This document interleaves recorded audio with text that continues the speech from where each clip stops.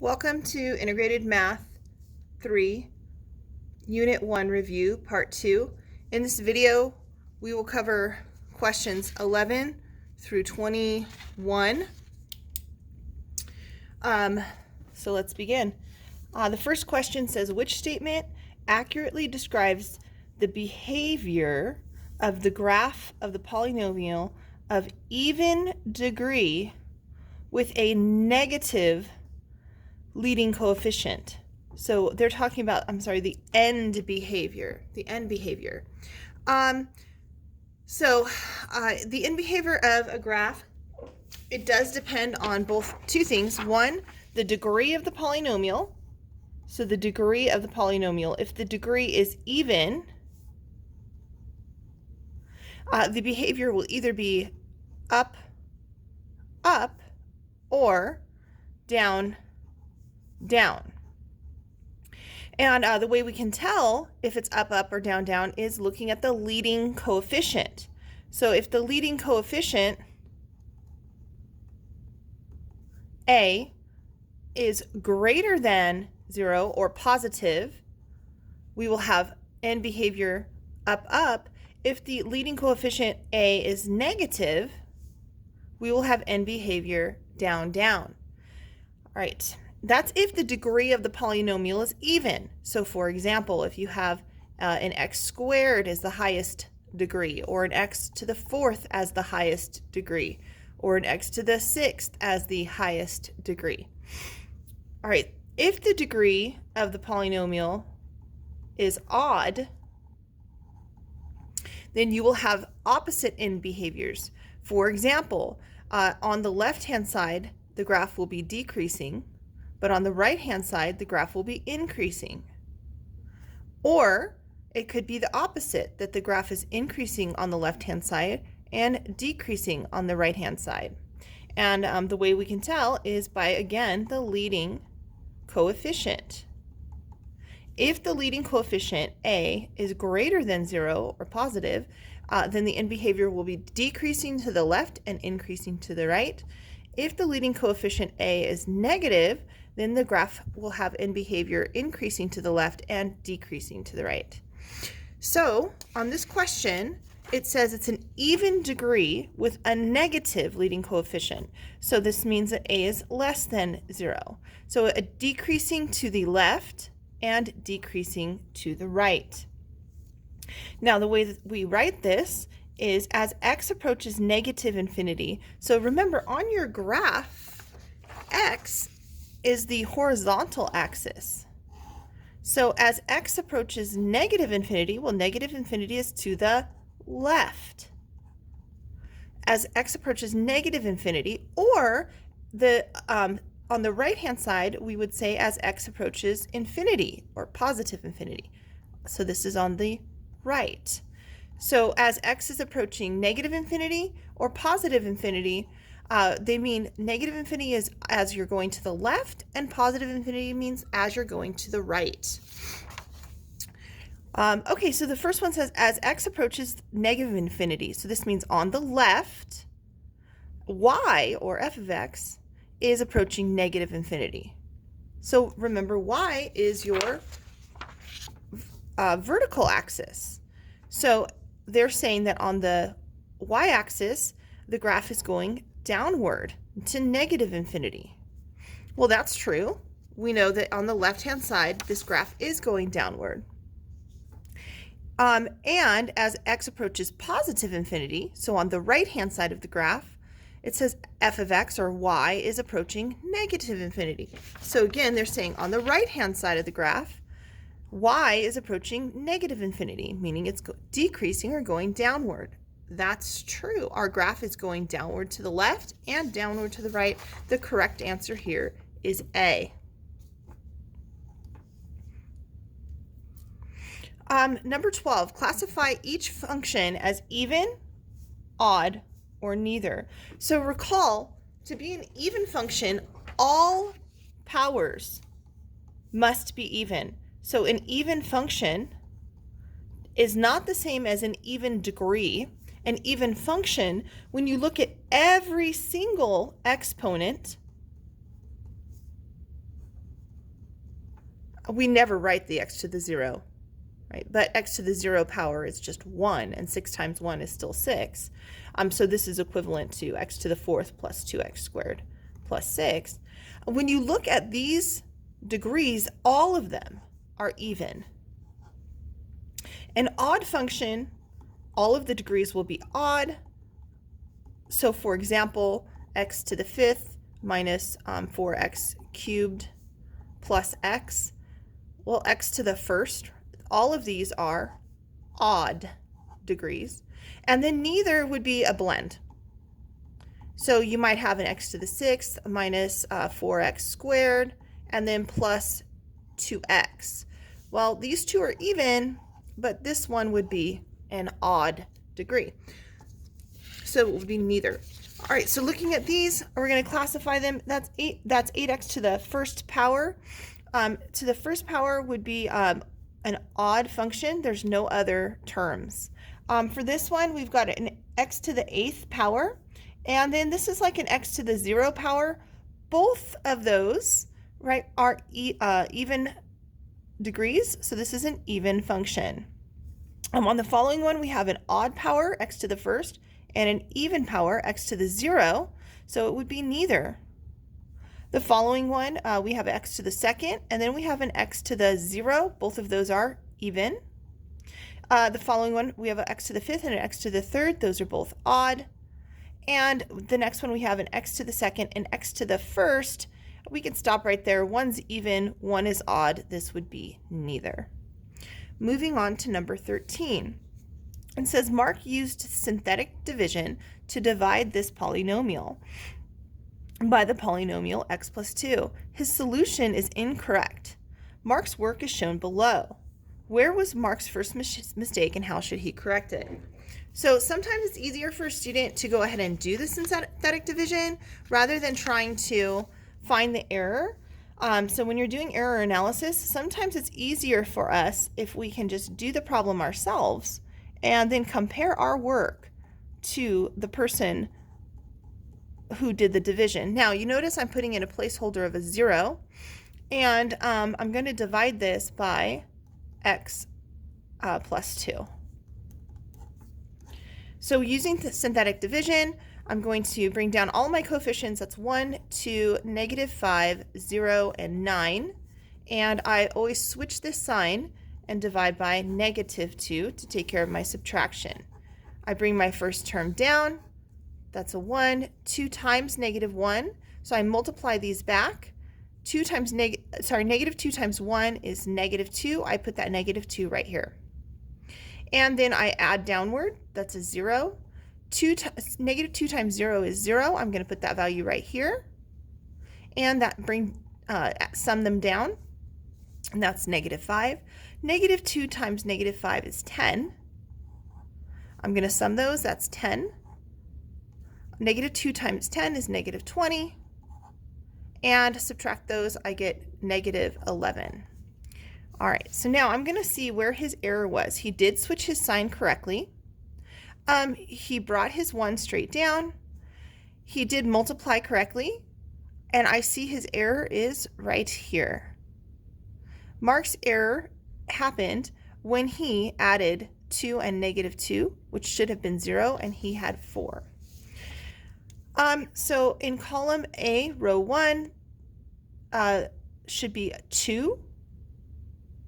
I disagree. In column C, row 3 should be 0. I agree. Column C,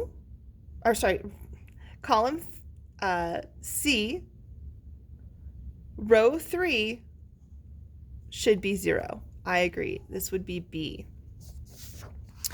All right, let's look at the next one. It says, which of the following terms are, we are skipping this one, guys. Skipping. We did not do the binomial expansion, so that will not show up on the exam. Number 15, which of the following is the complete factorization of this polynomial? All right, so when we're factoring a polynomial, we always check for a GCF first. I almost say that so much I want to put it on tape. Oh, I am putting it on tape. So I'm looking for a GCF. To find a GCF, for those of you who cannot see the GCF, you can prime factor each term. I know 2 times 3 is 6, x times x times x is x to the third, and so on. I'm going to prime factor every term, and I'm going to look to see if there's any common terms. What I see is that each of these common factors, what I see in each term is that they all have a 3. So I know 3 is one of the greatest common factors, but I also see every term has at least one x, so I can factor out an x. Now, the only thing left here is a 5. There are no 5s anywhere else. I have no more common factors. Left over is a 2 and an x times an x, which is an x squared. Bring down your minus sign. Left over here is a 3 and an x. That's 3x. And bring down your minus sign. Left over here is a 5, and there's my GCF. Now, once I factored out the GCF, I need to see if this portion will factor further. So to do that, it is a trinomial. Whenever you see a trinomial, you should be thinking factor by grouping.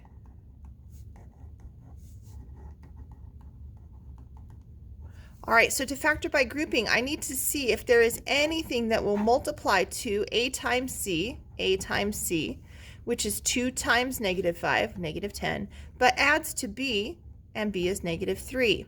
And there are, it's -5 and +2. -5 times 2 is -10, -5 plus 2 is -3. So remember to factor by grouping, we're going to take this middle term and we're going to split it into these two values. Don't forget your 3x is going to drop down at the end. I'm going to ignore it for the moment. So I have 2x squared. This will become -5x, +2x, and then -5. I need to do that because I cannot evenly group 3 terms. I need 4 terms. Now that I have 4 terms, I can split them in half and group each part. These two have a common factor of x, so I'll factor out the x. That would leave me 2x minus 5. Again, if you need to repeat what we did above to find the GCF of these two, you may. Bring down your positive sign. These two do not have anything in common, so I will put a placeholder of a 1. And I would have 2x minus 5 again. Now there's a common factor between these two terms, this term and this term. They have a common factor of 2x minus 5. In order for me to multiply 2x minus 5 and get this term back, I would need to multiply by x. For me to multiply and get this term back, I would need to multiply by +1. And don't forget to bring down your 3x. All right, so my fully factored form is 3x, 2x minus 5, x plus 1. Remember, the order that you write these does not matter. You'll end up with the same answer. Your steps might look different in the middle. Looking at that, that would be, it looks like it is D. D. Okay, next, number 16. What is the factorization of 8 minus x cubed? Okay, so factoring a binomial, 8 minus x cubed, when I look at these two, I have to decide, is this something like a special case, a difference of squares? Is it a difference of cubes? Is it a sum of cubes? Those are really the only 3 special cases. And always, as I said before, you look for a GCF. Now I see there's no GCF, so I'm going to begin looking for one of these. It's a difference, a subtraction, so it's not a sum of anything. And then I just have to decide, is it a difference of cubes, a difference of squares, or it might be neither. In this case, it is a difference of cubes. How do I know? Well, 8 is a perfect cube. 8 is 2 times 2 times 2. That's a perfect cube. And x cubed is a perfect cube. X times x times x. So this is a difference of cubes. All right, so now in order to factor a difference of cubes, I need to figure out what my A and my B are. So what number is being cubed to get 8? We just said it was 2. What number is being cubed to get x cubed? And we just said it was x. Now, a difference of cubes, the formula for a difference of cubes is A cubed minus B cubed will always factor as A minus B times A squared plus A times B plus B squared. Always, always, always. That is the formula. You need to know it. So in this case, our difference of cubes, 8 minus x cubed, would factor as A minus B. A is 2, B is x, so 2 minus x, times A squared, which would be 4, plus A times B, which would be 2 times x, plus B squared, which would be x squared. So I'm going to see if there's any that match that exactly. If there aren't, it's possible that they change some terms around, move some signs. But I see that we have 2 minus x, which is either C or D. And then the following would be 4x in the middle. Nope, 2x in the middle. This one right here, the answer is C. All right, moving on to the back page, number 17. It says a polynomial p of x has zeros at x equals 1, negative 1, x equals 1, minus 2i, and x equals 3. There are no other real zeros. Which of the following is the correct degree for the polynomial? Okay, so for this polynomial, I know that I have at least 3 solutions. I may have more, and we'll talk about why. X equals negative 1. I have x equals 1 minus 2i, and I have x equals 3. Now, there is a theorem, I talked about it in class. It's a theorem that says all imaginary solutions, right, all imaginary solutions or complex solutions will pair up. Now, we know that's true. For example, if I have something like x squared equals negative 9, and I take the square root of each side to solve, I will get x equals plus or minus the square root of negative 9 is the square root of 9 times the square root of negative 1. So x plus or minus the square root of 9 is 3, and the square root of negative 1 is I. Okay, so do you see I have a plus minus? That means that my solutions are positive 3i and negative 3i. So in this case, I know for certain this imaginary solution had a pair. Its pair was 1 plus 2i. The way that solution happened was that we had something like x minus 1 squared equals negative 4. And they square rooted both sides. I can tell you that this is how this solution happened. They square rooted both sides. When they square root this side, the squares canceled. They have x minus 1. When they square root this side, they have the square root plus or minus, the square root of 4 times the square root of negative 1. And the square root of 4 is 2, so we have plus or minus 2. The square root of negative 1 is I. And we have x minus 1 on the other side. And then they solved further by adding 1 to both sides. And they have x equals 1 plus minus 2i. I know that is my paired solution. Now, because there are 2 solutions here, right, here are 2. There's one here, one here. These don't pair up necessarily. They could, but they don't.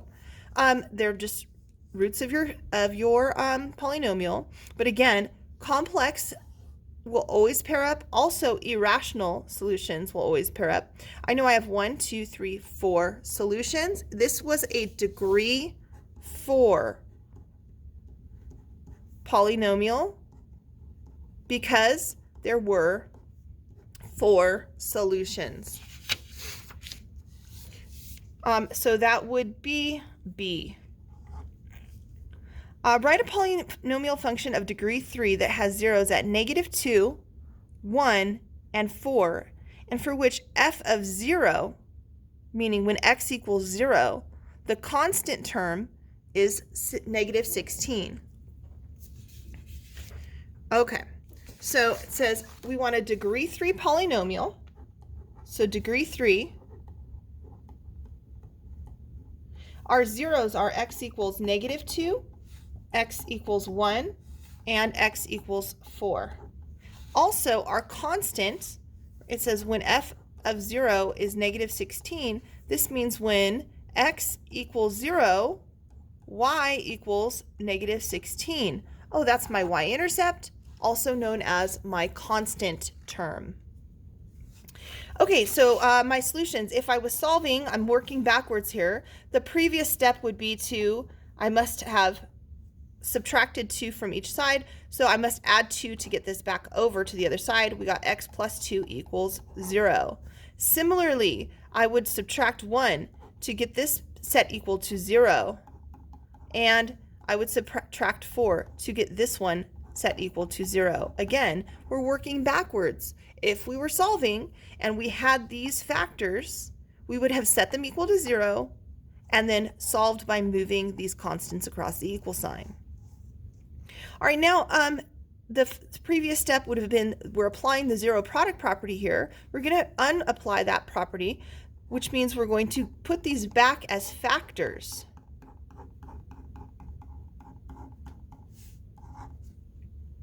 All right, so I'm putting these back as factors with one another. And remember, that's what I would have done working backwards. The next step from here is set each factor equal to 0. And then I need to multiply these out. To do that, I'm going to use a generic rectangle. I've got x plus 2 times x minus 1. That's x squared, 2x, negative x, and negative 2. All combined like terms. This is x squared plus x minus 2. Don't forget, we still need to multiply by our other factor, x minus 4. So I'll multiply by x minus 4 to this trinomial in another generic rectangle. X squared, x, and negative 2, that's positive x. And this is x minus 4. This is x to the third, x squared minus 2x, minus 4x squared, minus 4x, and positive 8. Combine like terms. X cubed, this would be negative 3x squared. This would be negative 6x, and then plus 8 equals 0. All right. Excuse me. So now, that does tell us, though, that our constant term should be negative 16. So our polynomial, when x equals 0, would be 1x to the third minus 3x squared minus 6x, and then plus 8. We'll take care of the minus 16 by changing this constant by multiplying through by something, to make this constant a negative 16.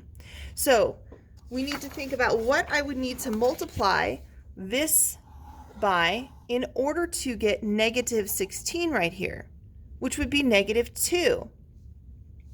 So negative 2 times negative 8 will be negative 16. I have to multiply every term. I cannot just change one term of the polynomial. I have to multiply every term by negative 2.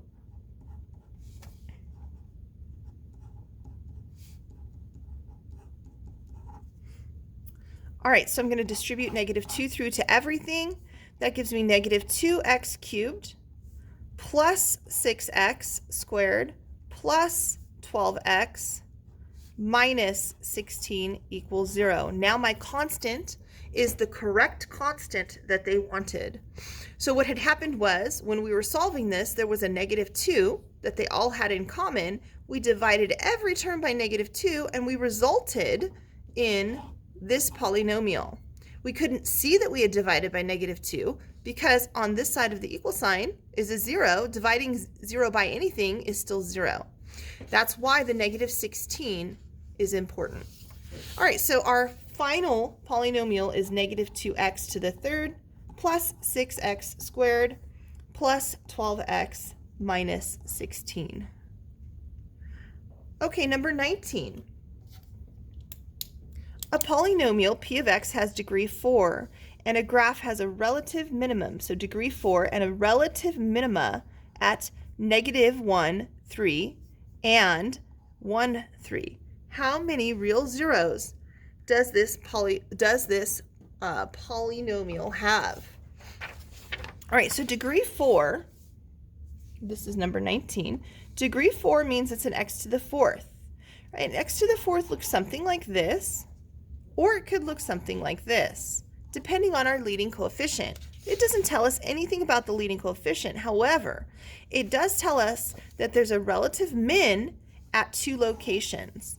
The relative min is at negative 1, 3, and at positive 1, 3.